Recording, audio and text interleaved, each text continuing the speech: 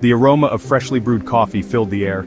The gentle hum of conversation provided a comforting background. Sunlight streamed through the large windows, illuminating the cozy interior.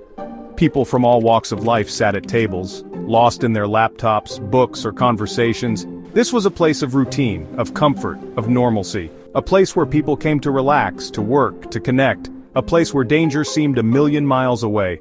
But appearances can be deceiving. Beneath the surface of this ordinary scene, a sinister plot was about to unfold.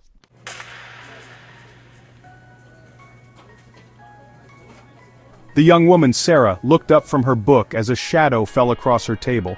A man stood before her, a disarming smile on his face. He was handsome, well-dressed, and carried himself with an air of confidence that commanded attention. "Excuse me," he began, his voice smooth and reassuring.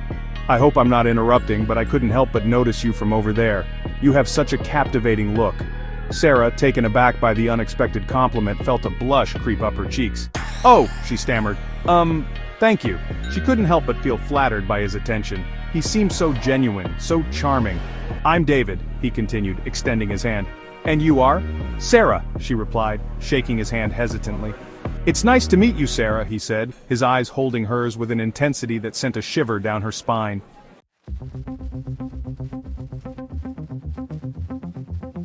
Sarah stared at the business card, her mind racing. David Miller, talent scout, elite model management. It all seemed so legitimate, so professional, but a nagging voice in the back of her head whispered a warning. Was it wise to trust a complete stranger, even one as charming and persuasive as David?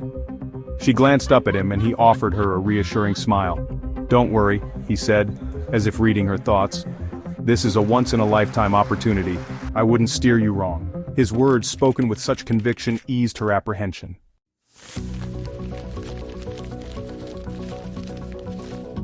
The next morning, Sarah found herself staring at David's business card. The events of the previous day played over and over in her mind, each replay amplifying her mix of apprehension and excitement. The lure of her childhood dream, of seeing her face in magazines and on billboards, battled with the cautious whispers of her intuition. Her finger hovered over the call button. What could be the harm in just one phone call? It was a chance to hear more about this opportunity, to gauge its legitimacy. It didn't mean she was obligated to anything. With a deep breath, Sarah silenced her doubts and pressed the call button. The phone rang only twice before a smooth, confident voice answered. David Miller. "Hi, David," Sarah began, her voice wavering slightly. "It's Sarah. We met at the coffee shop yesterday." "Sarah!" David's voice was warm and welcoming, instantly putting her at ease.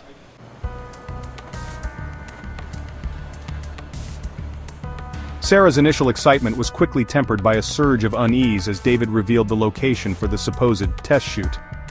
"It's a bit outside the city," he explained, his usual smoothness replaced by a slight evasiveness. "We're shooting on location at a warehouse. It's a bit unconventional, I know, but trust me, it's going to be amazing." The warehouse address he provided was unfamiliar to Sarah, located in an industrial district she rarely ventured into. The more David spoke, the more Sarah felt a knot of anxiety tightening in her stomach. His reassurances, once so convincing, now rang hollow. Why would a professional photo shoot take place in a remote warehouse? Why the rush, the secrecy? Despite her mounting apprehension, Sarah found herself agreeing to the meeting. David's persuasive charm, coupled with the allure of the opportunity, had a powerful hold on her.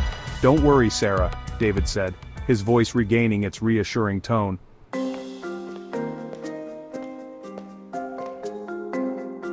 The unsettling conversation with David left Sarah feeling deeply conflicted. The promise of her dream career beckoned, yet the unusual circumstances tugged at her conscience. Driven by unease, Sarah decided to do some digging. She searched for David Miller Elite Model Management. To her surprise, her search yielded no results. Panic began to claw at her composure. The weight of her realization settled heavily on Sarah's chest.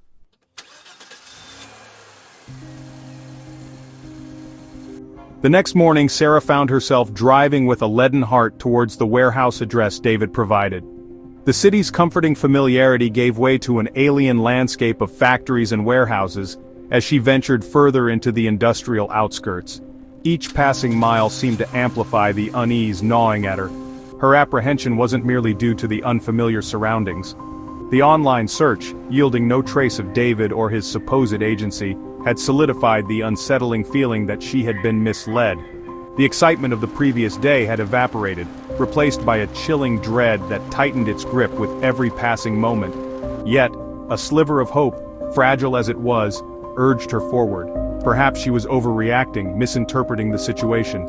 Maybe David was, after all, who he claimed to be, and this unconventional setting was merely part of his artistic vision. The thought, though weak, offered a shred of comfort as she continued her journey into the unknown. As Sarah finally reached the street mentioned in David's text, her heart pounded in her chest like a captive bird.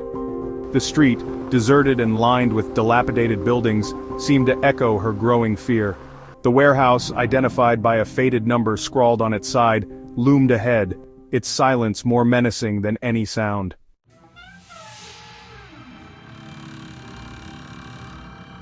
Section 2, the warehouse. Parking her car in front of the desolate warehouse, Sarah hesitated, her hand frozen on the ignition key. The silence, broken only by the distant hum of machinery, was unnerving. The warehouse stood before her like a concrete and steel monolith, its darkened windows like vacant eyes staring back at her. The unsettling feeling that had been her unwelcome companion throughout the journey now screamed a warning, urging her to turn back. For a fleeting moment, Sarah contemplated following her instincts, turning the key in the ignition and driving away from this unsettling scene. But the lure of her ambition, of the dream David had so cunningly dangled before her, held her captive. She chided herself for her irrational fear. Maybe this was just an unconventional workspace, an artist's haven hidden beneath a rough exterior. Taking a deep breath to steady her nerves, Sarah finally switched off the engine and stepped out of the car. The silence seemed to press in on her, amplifying the pounding of her heart.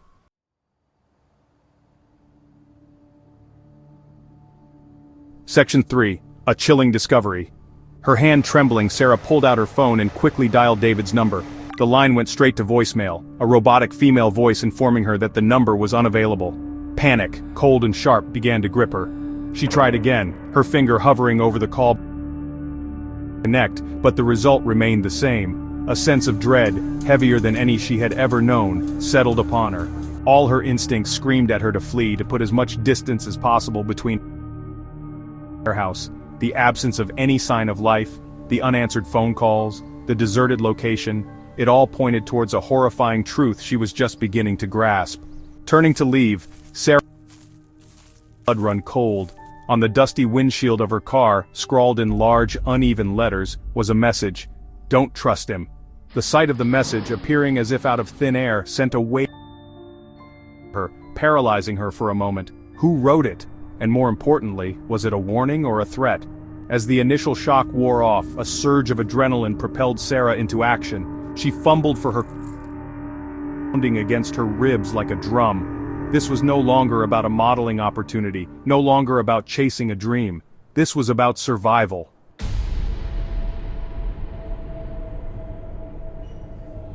Section 4, frantic calls, mounting fear. Fumbling with trembling hands, Sarah managed to unlock her car and scramble inside, her breath coming in short, panicked gasps. As she fumbled with her keys, her fingers slipping against the ignition, she heard a noise that sent chills down her spine. The distinct thunk of a car door slamming shut. Someone else was here. Her heart hammered against her ribs as she frantically tried to start the car. The engine turned over sluggishly, refusing to catch. Panic surged through her, threatening to overwhelm her. She glanced nervously towards her rearview mirror, her eyes wide with terror. A dark figure silhouetted against the dim light was rapidly approaching. "Go, go, go!" she muttered under her breath, her foot slamming down on the accelerator. The engine finally roared to life, and Sarah threw the car into reverse, tires screeching against the asphalt as she backed away from the approaching figure.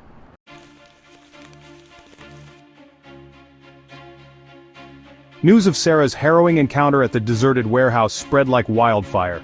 The story struck a chord of fear and fascination in the hearts of many. The coffee shop, once a symbol of comfort, was now a hunting ground for a predator. As days passed, a disturbing pattern emerged. Women united by unsettling encounters came forward with their stories. Each tale resonated with a chilling familiarity. Whispers of shared deception echoed across social media. The name David Miller now sent chills down the spines of countless women. The coffee shop lure revealed itself as a chillingly effective tactic. The collective fear and outrage fueled a growing demand for answers. Who was David Miller? How many women had fallen prey? The questions hung heavy in the air.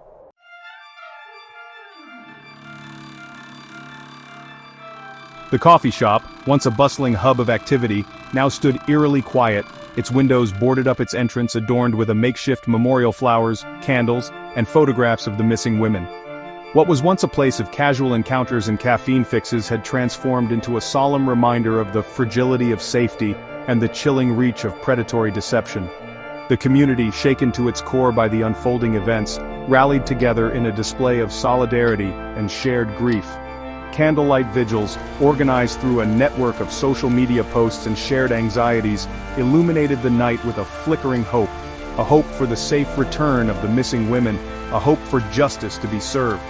Flyers bearing the faces of the missing women, their smiles frozen in time, their eyes reflecting a hope that now seemed agonizingly distant, covered every available surface: telephone poles, bus stops, community bulletin boards. Each image served as a silent plea for information, a desperate attempt to pierce the veil of mystery surrounding their disappearance. The shared experience of fear and uncertainty forged an unlikely bond among strangers.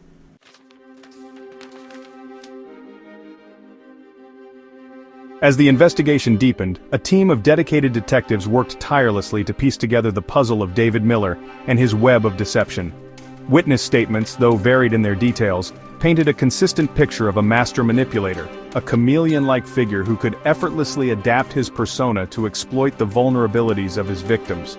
He was charming, they said, with a disarming smile and a knack for making you feel like the most interesting person in the room. He had an air of authority, a confidence that hinted at connections to a world of glamour and opportunity, a world many of his victims secretly yearned for. He was a master of observation, identifying and exploiting insecurities with surgical precision.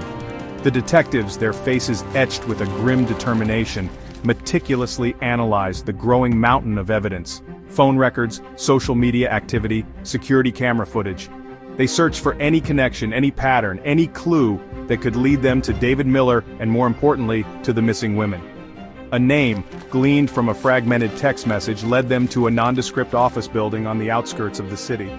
The office, rented under a false identity, housed a treasure trove of evidence: photographs of women, casting call flyers, a collection of burner phones. It was a chilling glimpse into the mind of a predator, a meticulously organized testament to his chillingly effective methods.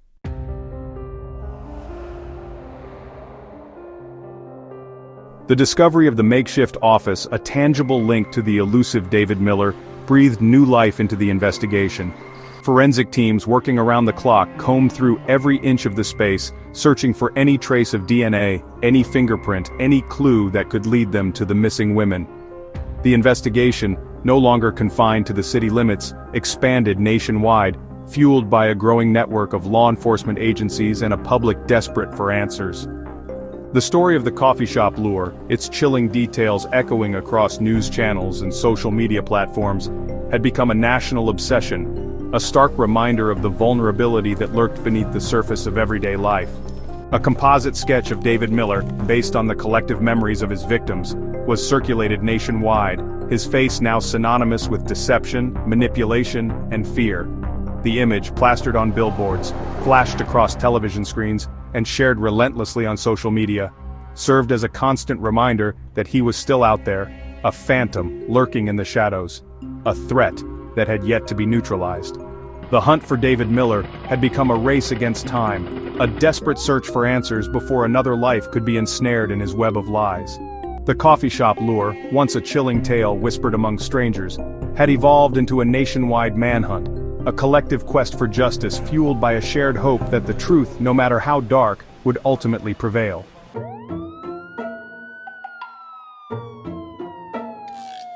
Despite tireless efforts, the case of the coffee shop lure remained a chilling mystery. David Miller vanished, leaving shattered lives and unanswered questions. The missing women, their faces etched in the city's heart, were still missing. The investigation reached a frustrating impasse. The coffee shop, once cheerful, now a haunting reminder of darkness.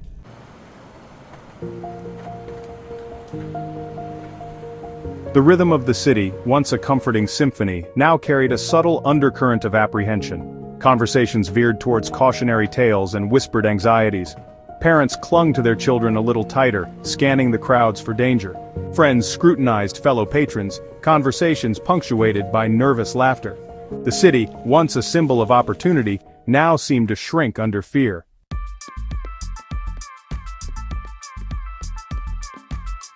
In an age of interconnectedness, personal safety requires awareness and a proactive approach. Sight, masked by normalcy and charm. Sarah's story highlights the importance of intuition and vigilance. By sharing her story, we raise awareness and foster community watchfulness. Personal safety is... Stay vigilant and trust your instincts.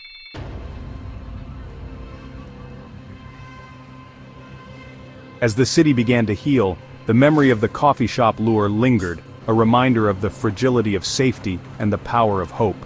Families clung to hope, their lives forever altered by a knock on the door. The search for answers continued, fueled by determination to honor the lost. The case, though still open, had faded from the headlines, replaced by the relentless news cycle. But for those touched by that summer, the search for answers continued, fueled by determination to honor the lost, and to ensure that such a tragedy would never happen again. The coffee shop lure, in its chilling simplicity, had exposed a darkness that lurked beneath the surface of everyday life. But it had also revealed a remarkable resilience, a capacity for compassion and collective action that transcended fear and uncertainty. The city, forever marked by the events of that summer, had emerged stronger, more vigilant, and more determined than ever to create a safer world for all its citizens. In the end, the coffee shop lure served as a powerful reminder that even in the face of unimaginable tragedy, hope could endure. It was a hope that one day, justice would be served, the missing would return, and the city would once again embrace its vibrant spirit, its streets filled with the comforting aroma of coffee and the promise of a brighter tomorrow.